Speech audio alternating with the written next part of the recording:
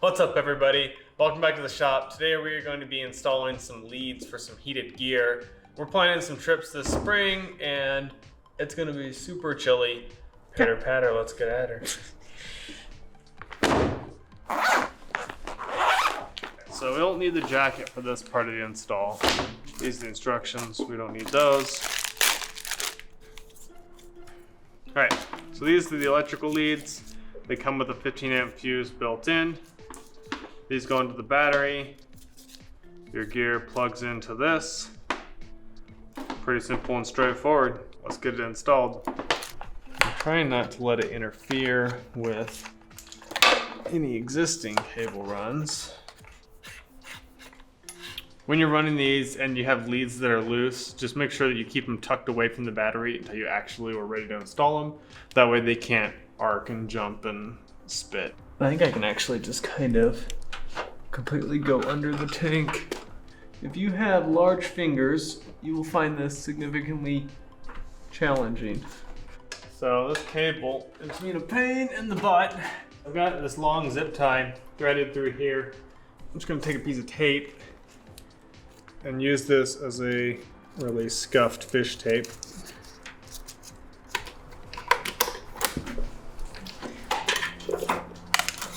All right, so that should be plenty long of a lead for my seat, but it's gonna be really tight to get to the passenger seat. We're going to take the other lead and then we're gonna splice in the middle of it and add, probably a foot or two of extra length. I'm probably just gonna go for the middle of the harness because that gives us the most to work with if we screw up.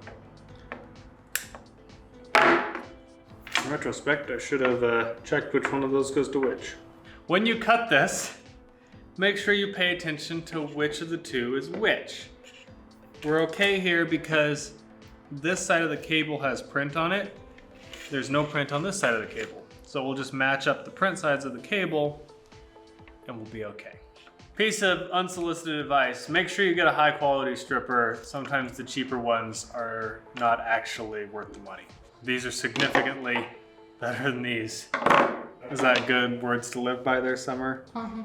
Don't waste your money on cheap strippers. Yeah. Okay. And then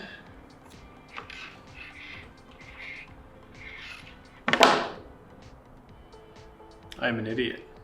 You didn't include extra wire.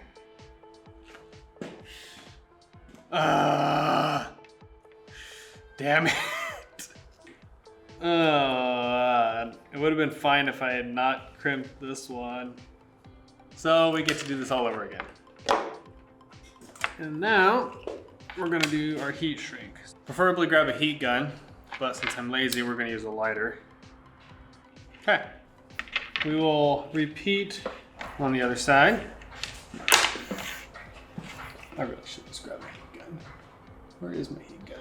Screw using a lighter. Since I have a heat gun, I'm just gonna use it.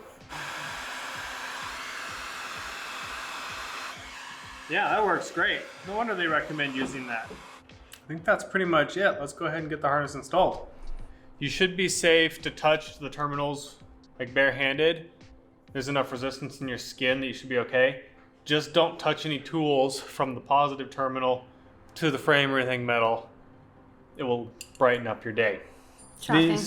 Yeah, I know. We're gonna go ahead and grab the positive terminals. These are kind of designed so you can stack them. Get all of your pieces lined up. Then get them through the terminal. And then with these terminals, if you've got multiple things hooked up here, just make sure those terminals are stacked in a way that they're not gonna like interfere with each other too much. And go ahead and tighten all these down. Make sure it's good and snug, it ain't gonna go anywhere, but don't break your terminal off in the process. You're gonna repeat the process with your negative terminals. Make sure everything is tidy and routed nicely.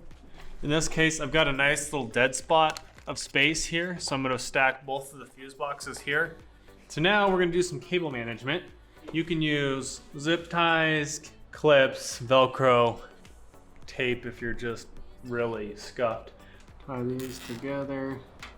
Tuck these away so that when you're rooting around, your hands don't catch those and snag them. Zip ties always have a sharp end there. Verify the cables are not going to hit on anything. We got these little 3M little cable clips. I'm just gonna tuck it up underneath here. It won't be really visible unless you're really looking, because you have to get underneath the edge of the seat to see it.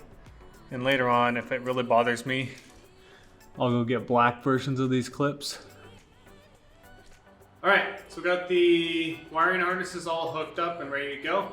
We're gonna take a little test ride here. It's probably, I don't know, 30 or 40 degrees out, so it's pretty chilly. Alrighty, so we went out and took a couple test drives over the last couple days. The heated jackets are fantastic. I can't believe it took us so many years to get some of those things. They are gonna be so handy for some of our upcoming trips. Overall, I am very pleased with the jackets. I would highly, highly recommend, if you're in a colder climate or you want to be able to ride a couple extra months every year, get yourself a heated jacket. Thank me later. They are so good. Hope you enjoyed the video. Thanks for watching. If you liked the video, go ahead and give me a thumbs up and a subscribe. I'd really appreciate it. And I hope you have a wonderful day. We'll see you next time. Bye.